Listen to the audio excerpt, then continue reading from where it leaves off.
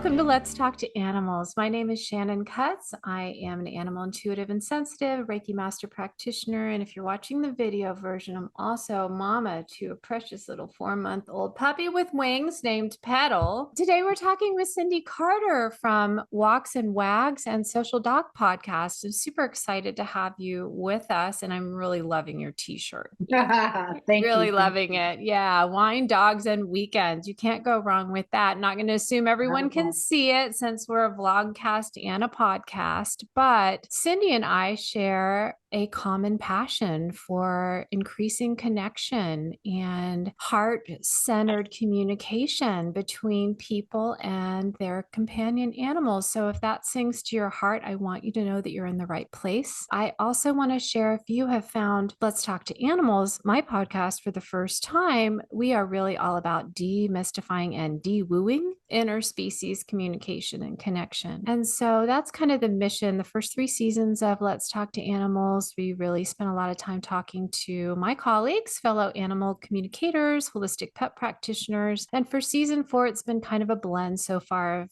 me sharing a little bit more about my insight and still featuring some of my favorites who are out there doing such amazing complementary work. And Cindie, you're one of those. You have an amazing podcast of your own. And I just want to make mention of your website. It's socialdogpodcast.com. And you can also find Cindie at walksandwags.com. So I'll put those in the show notes, but I'm also not going to make the assumption that everyone who's listening today has already met you and knows about all the wonderful things that you're doing, and most importantly, your heart for dogs. So I'd love it if you would rewind us a little, take us back to the beginning and share a little bit more about your journey and what brought you into the work that you're doing today. Absolutely. Happy to share that with you. And thank you for having me on to the podcast. And thank you for thinking with your heart instead of your brain. Now, we're all on a mission, right? Life's a journey, so enjoy it. When I hit I used to race cars. I was huge in the automotive industry. No one knows that. I just threw that out there. I used to race Corvettes. Wow. And Sports Car Club of America. And I hit that glass ceiling. And someone asked me if you could do anything, anything, all the money in the world. Definitely, immediately it was, I just want to play with dogs. I want to be with the animals. That, without thought, that's what came out my mouth. Looking back as I grew up, people asking, well, what do you want to be? I just want to play with your dog. Yeah. Can I borrow your dog? Yeah. It always was my answer. So when I hit the glass ceiling, I was in a financial position where I could continue to be in the automotive business, but start doing research up the West Coast, because I was living in the West Coast at the time. We sold everything, moved back home to New Orleans. What a great place to grow up. That's where I got to grow up. 8 months later, Hurricane Katrina came, took everything, took my target market, just took everything away. It was kind of like the first, it's crazy to even have these words come out my mouth, but it was kind of like the first natural disaster our country really saw. A lot of people passed. Long story short, my in-laws are from Mobile, Alabama. We were planning on going to Atlanta, and 12 hours later, we were just getting to Mobile before the storm came. As soon as I could set my foot on the ground and I knew we had nothing to go back to, started handing out flyers. It's like, oh gosh, I don't want to go back in the automotive business. And my in-laws had this real estate empire here. Like, for sure, the only daughter-in-law is certainly going to join the family, but it wasn't me. It was still not me. Years later, they've come to admire what my husband and I do. This is our passion, our love. My husband's a freak of nature musician. He really is the legit Pied Piper as well. He's got just as big a heart for animals as I do. He's our pet taxi driver. He's our photographer. If I say I want to go to an animal communication conference, he backs me up 100%. Incredible. Yeah, he's just an amazing human being. He really, really is. So persistence, a lot of sweat, a lot of tears, just being persistent, knowing what you want. And no matter how many people are like, you can be a millionaire selling houses or whatever, it's not about the money. It's about your heart and what feels right. And I think that's where a lot of people go wrong. Like my son's a year out of high school, and all of his friends went to college. And he was like, I'm really not sure what I want to do yet. Yeah. So he went and worked for a vet's office. Now he wants to become a vet. I don't know how that happened. Told you, but I haven't shared this with our dear listeners. You can meet Cindie's whole family if you head over to walksandwags.com. There's a beautiful video, and you can meet the folks you're hearing about right now and get a sense of how very supportive and very nurturing your family life is. And I really love that, the vibe that you guys have. I feel like it's easy to overthink how we get into a space where we can start putting our dreams in motion. And we think that XYZ has to happen, but really it's all an inside job, or at least that's the experience I've had as well. And it certainly sounds like that for you. Just notice the surprising things. If you're listening right now or you're watching and you're thinking, I feel like I'm not doing what I want to do, or I just love animals so much, I'm not sure how I could serve, or even that dreaded Right. left brain thought the market is gutted or flooded, or what I want or what I dream of is not possible. Let's challenge that and just get quiet, and then maybe say to yourself, if I could do anything and there were no barriers and I had no fear, and just notice what comes, say it quickly, notice what comes out of your mouth, because it seems like that's kind of the magic ticket for your family, Cindie. It So really is. I think yeah, if you think about it, it's coming from your brain and not your heart. yeah, And yeah. regardless, you can't care about what anybody else thinks because you're on your own journey. You came for a purpose. What is your purpose? And I think there's another important element, and we don't always find this in our family of origin. And you're blessed enough that you have, and maybe you've been very strategic about also nurturing that. And because, of course, the more we're open hearted and we're brave, the more others around us feel inspired and brave enough to start opening up the shut doors in their hearts as well. But maybe you're not going to find that encouragement and that support. And those, what my intuitive teacher, Sonia Choquette, calls your believing eyes, your community of believing eyes. Maybe you won't Yeah. find that in your family of origin, but in my experience, and I've had 5 decades under my life to date, there's always at least one other individual in your life. And maybe you start finding that one other person by being that person for someone else and just championing their dreams, really listening to them, really hearing what is being said as well as what's not being said. And that's a really interesting intersection with animal communication, because you, Cindie, have had some challenges, and you've had some health challenges as well Oh, yeah. as some situational challenges. And you made this really important statement that just really impacted my heart, where you said you found the company of animals to be healing in ways that often other human animals maybe weren't able to meet that need. And I'd love for you to share a little bit more about not just what that felt like, but how you started to awaken your awareness of that It's a experience great of, like, question. yeah. So being totally transparent, I didn't have a wonderful childhood, Mm-hmm. but there were animals around, and I could say there were sacred animals around. Because when Oh, I say wow. animals, I really, really believe every animal on this planet is a sacred animal, Mm. and they're here to heal us. Different animals heal us in different ways, and they healed me. I wouldn't be here today if it wasn't for them. I feel like I was raised a lot by them. I got a lot of love from them, and I don't regret anything because I am who I am on account of them. But I think the animals, nature, Mother Earth, they deserve all the credit. They really, really do. It's a religion, to compare it to a religion is kind of a small thing, but I Yeah. really feel like animals, nature, Mother Earth, they are number one. They're who takes care of us. And I think we all need to go back to that mindset. The Native Americans knew that. They worked with the animals and nature and the elements millions of years. We've kind of gotten off track.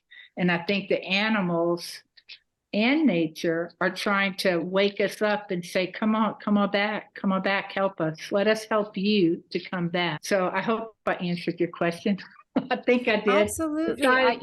It reminds me, like your husband, I have a background in music, and I was making my second CD and invited a family friend he's an amazing banjo player here in Houston. And I don't know how it came up, but we were talking about where we feel closest to God. And he said, my church is when I'm out in the fields with my dog and my rifle. He's just out in nature. And it's like, I am not here to tell any, or even to suggest to anyone that their spiritual connection is anywhere other than where they find it. And I thought that was fantastic. He was so clear, and we all get to choose. Einstein once said that we can live two ways. One way is if nothing is a miracle, and the other way is if everything is a miracle. And what would be truly miraculous is if we're all truly more alike than different, and if we're already always connected. That is the miracle that I believe as well that will save our planet for all of us.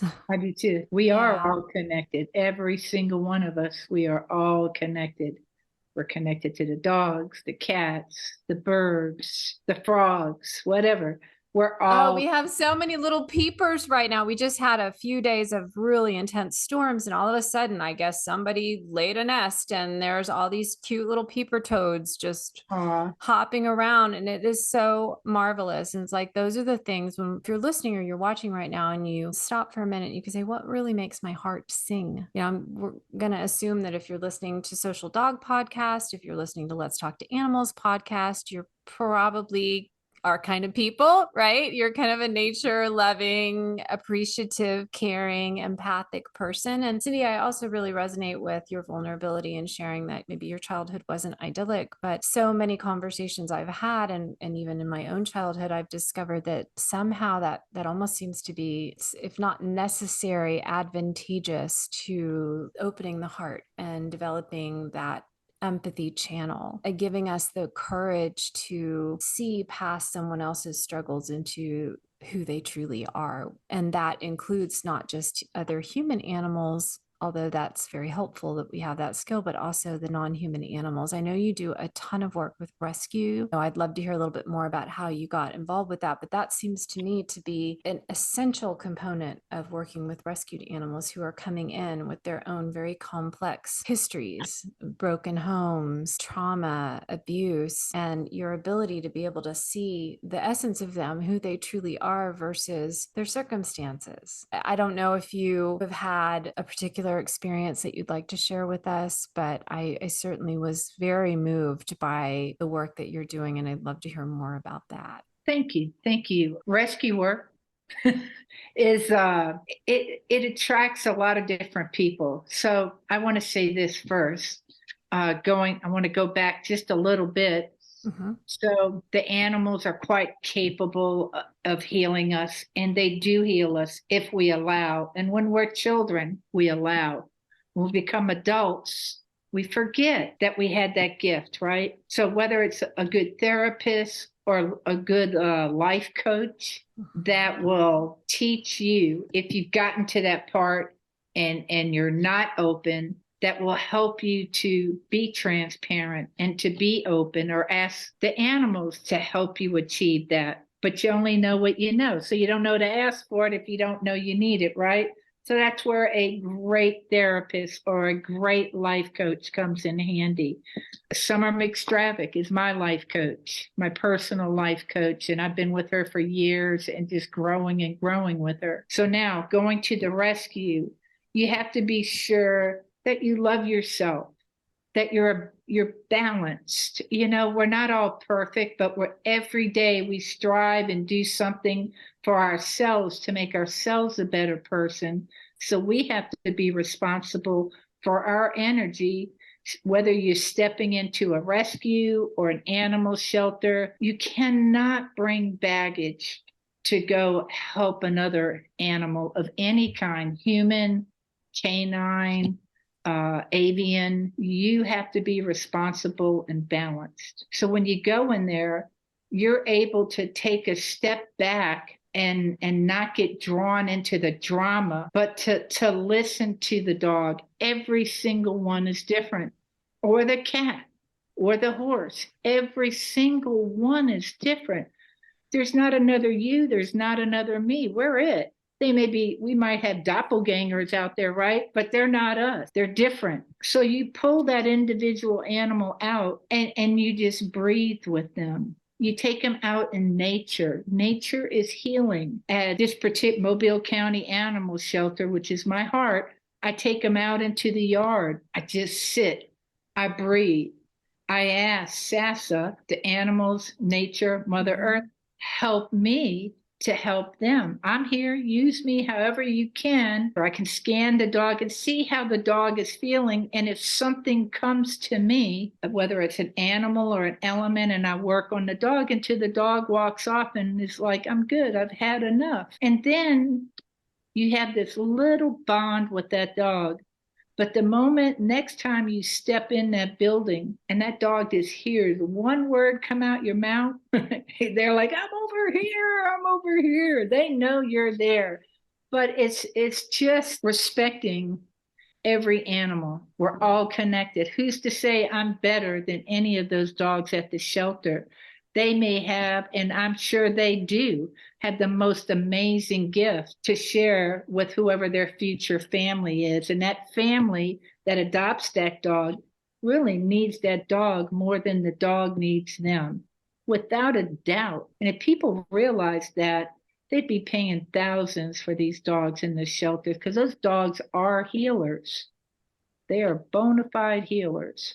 They're just absolutely beautiful. Wrong place at the wrong time. And yet it really feels like there are these soul contracts in place, and time again, when I communicate with my animal clients and they'll tell me, yeah, that was rough, but they don't want to talk about that. And it's not even because it feels triggering necessarily. It's because why? The cumulative impact is, here I am right now. I know how brave I am. I know how strong I am. I know what I have to offer. I kept company with my soul bird Pearl for 24 years, and he passed in January, and Petal is the reincarnation of Pearl, and that's a whole another story. But every morning when I would wake Pearl up, and there were some mornings when I really was struggling with anxiety, with depression, with eating disorders in previous decades of my life to date, and every morning he would jump out of bed, out of his casa, and he would look at himself in the mirror, and I would hear and I got to the point where I started thinking to myself how my life would transform if I greeted myself that way every morning. Ooh, yeah. And how all of our lives might transform. And so if you're listening, I encourage you. I don't love the word challenge, but I encourage you, give it a try. And also the other thing that I had this really unique experience when I was living in India for a while, and listening to you really brings it up so strongly for me. In India, cows are sacred, and in the rural villages, you still find those ancient partnerships between humans and animals, where we're not just keeping companion animals and their only job is to just hang out with us all day, no matter whether we're a good match in terms of our interest, activity level, lifestyle, etc. And so going back and forth from the small village to the place where I lived, day in and day out, it got to the point where I honestly started to forget about species distinctions. I stopped seeing, oh, there's a cow, oh, there's a dog, oh, there's a chicken, oh, there's a rooster, and there's a human. It just became we're all beings walking down the road because we all share the same sidewalk, we share the same road. It wasn't this industrial modern area, it was this little rural village. So that's something else super interesting that really came up strongly for me as I was listening to you, is to just play with, what if I forgot that you're a dog and I'm a human, or that you're a Canis familiaris and I'm a Homo sapiens? What if we just kind of dispensed with that? What if we decided that's just not very interesting? Right. Dig a little deeper. And it feels like maybe it's your entire life path to date has given you this very fluid pathway to being able to do just that. And that must be it feels like that's one of the reasons that the animals do respond to you, and they are willing to be with you and sit in the nature. And I think what you said was Sasa, which is the sacred animals Spirit Alchemy. Am I saying that right? Correct. Yeah. The Lightfoot Way. I Yes. adore them. And I will put a little link in the show notes Thank to you, that because program as they are well. They're amazing. incredible. They were on my podcast, I think in December. I could be wrong about that. And if you're listening to this, you're like, oh my goodness, so many people, so many. There's room for you. I want you to know there's a path for you. There's something that only you can contribute and no one else. And I love how you pointed out that we're all utterly unique. And I was reading a story recently about cloning efforts and some rather unusual species and very interesting methods. And try as we might try, we still can't manage to create an exact replica. They come out different. They may be subtle differences, but they're different because that is the design. And we're all a product of our experiences. So everyone's experiences are different. So therefore, you're going to. Absolutely. Absolutely, the nature versus the nurture and the impact of how that changes our genes even at the very baseline physical level. I don't mean to put you on the spot, but you do share a little bit on one of your blog posts about just going through a battle with lung cancer and how important animals have been to your healing journey. And I would love to hear a little bit more about that, especially for those listeners or viewers who are going through health challenges right now and may need a little extra encouragement beyond the level of what humans can provide. Right, right. So boy, this is a story here. So we have a day where we have new dogs comes. We have fewer dogs on that day, and they all are assigned a trainer, and that person spends the whole day as their concierge, right? Getting to know Wow. them getting to know us. Exactly. So a friend of mine is bringing her dog, first time there. Long story short, she comes down the driveway. The dog jumps out of her car, runs out into the highway. He's fine, but he gets hit by a car. My husband and a client bring the dog to the vet. He's fine. Well, for like weeks, my chest hurt. Oh my God, I think I had a heart attack. So I go to my most wonderful doctor, and she checks. She's like, oh, on the way out, you're fine. Anxiety, something like that. Get a chest x-ray. Get the chest x-ray. I'm not even home yet. And she's like, all right, don't Google nothing. Do what I tell you. I'll talk to your husband. Because her dogs come to my daycare almost every day. She's like, I'll handle him. Don't go online. Just do what I tell you. Hey, she's the doctor. I can follow rules. No worries.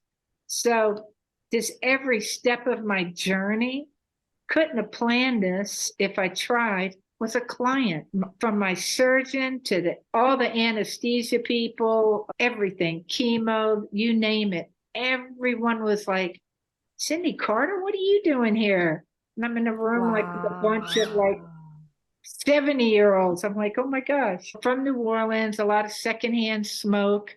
I spend a lot of time outside. I don't in the summer anymore because the air quality, I'm sure the same as there, is this when it gets really hot is horrendous and it's not good. I had to have a lobe removed. So I only had 3 lobes, went through chemo, and nothing could be more humbling than losing all your hair and going through chemo. At that time, I worked or I should say, I lived on the premises where my business was at that time. So we had 40, 50 dogs a day, and they would bring me my favorites. They're all my favorites. So at any random time, I'd have, several dogs in bed with me. Always, That's just always. amazing. I couldn't focus. I couldn't think. All I could think was like, oh, what's going to happen to the business? But what happened, and it was a really big learning moment. If you're a overachiever, I'm an overachiever. I'm an entrepreneur. Yes, you are truly. Yes. Truly, you are. I'm doing better, but yes. So anyhow, it caused me to slow down and pull back. And what it did was it allowed my husband to step in. I made more room for him. And this is a huge life lesson. I made room for him where I didn't think he could handle it originally. And he handled it, and he handled it even better and with more love than I did. So the best thing that ever happened to me was having cancer, to be honest with you. It made me a better person, made me more loving, more kind. And I really tell anybody applying to work with me, as long as they're loving and kind, you can learn anything, just be loving and kind. If you're not loving and kind, you don't even want to come work here if you're not going to last long. For many years, I've strived to be guided by a quote by the Dalai Lama, who said, "Whenever possible, be kind. It is always possible." Yeah. And I thought, this really changes my whole perspective. And I feel that you've made a choice. You've set your boundaries up. This is the level of energy. This is the vibration. This is the baseline vibration that I'm even willing to permit inside my space. And so many of us go through so much of our life without realizing that not only do we have the right to do that, but we must. And we must call our people, we must call our beings, we must call our family to us. And again, it's a real inside job. Yeah, absolutely. Absolutely. Yeah. All the guides, all the help you can get, but being loving and kind, I really feel has to be number one. Really do. And do you feel like that, because it definitely feels like, from just the images, I tend to be a very visual person, that rise up in my mind as I listen to you share your story. And I have this vision of the dog seeking you out, like they're coming to you, like they can feel your vibe, they can feel your vibration, and they're just coming, and they're like, yes, this is what I want in my life. Again, seeing it. They always have, but I took that salsa course from Kim and Allison. And I'm telling you, I could be walking my family's dogs down the street and birds will just come park alongside of us. Just the craziest coincidences. And they're not coincidences, of course, but just random animals that don't know you at all, never met you, never seen you, just come right up to you and offer love or kindness or whatever it is you need that you don't even know you need. They're offering you something. It's a stepping stone. Now, from what I haven't taken the salsa course, I have taken the Reiki mastership path at this point, and I've had very similar experiences with Reiki. My experience is that if you're willing and you have the ability to offer help, to offer friendship, or and also to receive, then they will find you, because their inner GPS is set to sensory experience versus thought, rational logical thought patterns. However, from what I recollect from my conversation with Kim and Allison, salsa is based on the energy work and the guidance of St. Francis, who he is a mentor and a hero. Yeah, just an amazing. If you're listening or you're watching and you're not familiar, he is the patron saint of nature and the planet and the animals, or one of many. Father of ecology. And yet, I don't want you to feel, if you're listening or you're watching and I just don't have the resources or the time to do that.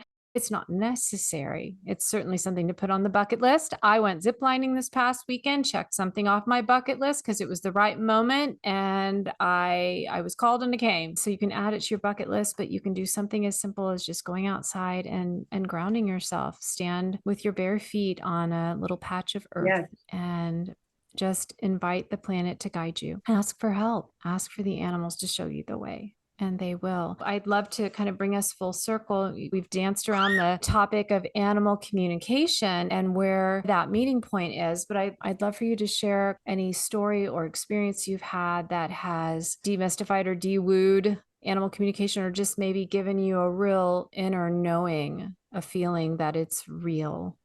It's happened, maybe an experience of when it's happened for you, and just what that was like. So I think sometime right after cancer, it started coming very clear to me.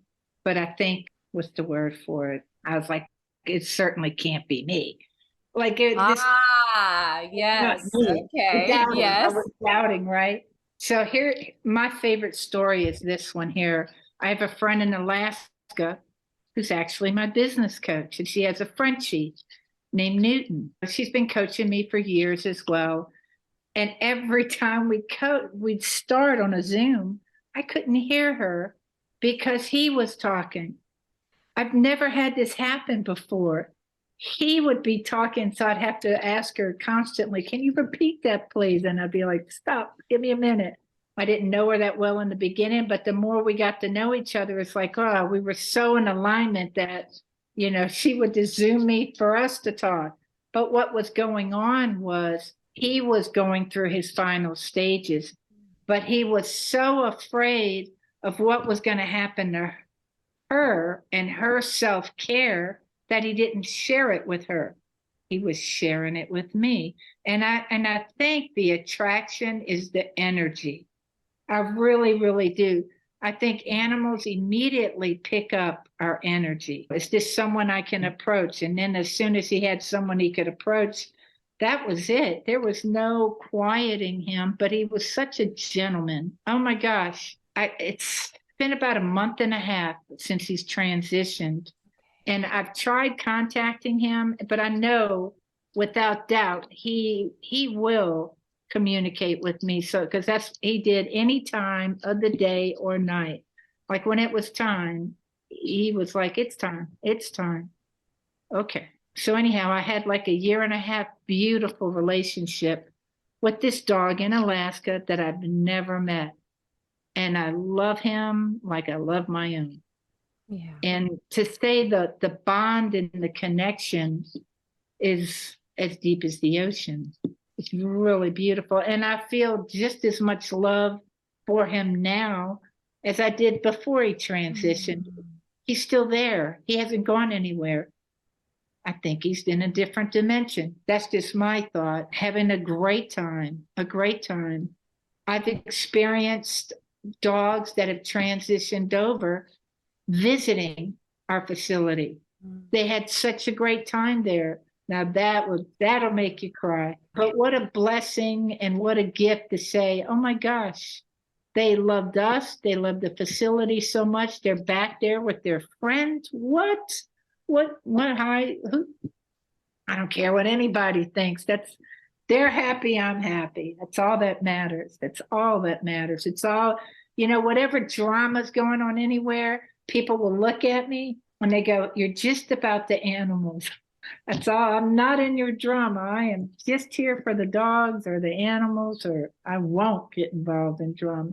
It reminds me of the miracle quote again. And I love that maybe it took a little time for your left brain mind to sort out, and certainly for your coach to sort out as well what was going on, because this low retention rate of my student not having, but my goodness, to just be open, because it can be, and it really is designed to be very seamless and very natural. Yeah, we just find ourselves in this point where we have not gone through any kind of formal education or even relationship training or job training or anything that really paves a path to have these very simple, very natural, connective experiences. And to me, the more I do this work, the more it feels like very quietly asking someone, well, have you ever had an angel experience?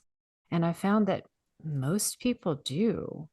And so if you're listening or you're watching, I would encourage you to think, have you ever had a moment in your life where you have felt like an animal was trying to communicate with you? And not thought, but felt. Have you ever sensed, or have you just known? And did it just happen? What was that experience like for you? And did your left brain mind even have any ability to get involved until after it had already happened? That's so much of the method that I use to teach animal communication is, yes, the left brain mind has a role. It can be quite helpful actually when it understands its role, but it's our employee. It's not the boss. And so in fact, you might want to roll the recording back a little bit and listen to Cindie's story again and just imagine that it's you. And has there ever been a time in your life when an animal has communicated with you, and if you were just those split seconds before your left brain mind wanted to get involved and come to the party, if you just felt it happening? And what if you were just a little bit more open? When you step outside into nature, the very first moments that you're there, See if you can pick up any messages, because if your left brain mind is talking at you, it's already happened. So just consider, just drop in and just experience what there is to be experienced with the rest of you, all the rest of you. Invite the whole you to the party. So Cindie, I have so enjoyed talking with you. Thank you. We've gone a little bit over. It's awfully hard not to, as such a wonderful guest. I just want to end by inviting you to share any ways that you would like to invite our listeners and our community to be in touch with you or to connect with you in any way, to learn more. Absolutely. Happy to help anybody in any way, for sure. You can reach me at Cindie@socialdogpodcast.com. We have social media, Social Dog Podcast on Facebook, Instagram, Fantastic. walksandwags.com. Mm-hmm. You can catch me at either of those places. Also, I have Mobile County Pals, which is a 501c3, which supports people who can't afford their dogs or their vet bills or heartworm treatments or whatever. Anyhow, I'm happy to help anybody in any kind of way. Cindie, thank you so very much. Such a privilege to get to connect with you. I love doing this podcasting thing, because I don't know that I would have ever gotten a chance to meet you and talk with you if I wasn't doing it. So I absolutely have. And I hope you have too, our dear listeners, our dear viewers. If you're new to Let's Talk to Animals, for this season, season 4, we're coming out every 2 weeks with a new episode, just giving me a little chance to catch my breath and just dive a little deeper with our guests this season. You can always find us at animallovelanguages.com/podcast on your favorite streaming service. Or if you type in Shannon Cutts on YouTube, you can check out the new YouTube podcast tab, and you can find us there as well. I look forward to welcoming you back in 2 weeks for another fresh episode. And Cindie, so looking forward to keeping in touch with you. And Absolutely. Please keep me updated about anything new that you're doing or anything you'd like our community to know about. So grateful for all the wonderful work you're doing for the animals who clearly dearly love you, and with very good reason. And sending all our love to you, our dear viewers and listeners, and looking forward to seeing you back very soon. Okay. Much love to all. Thank you.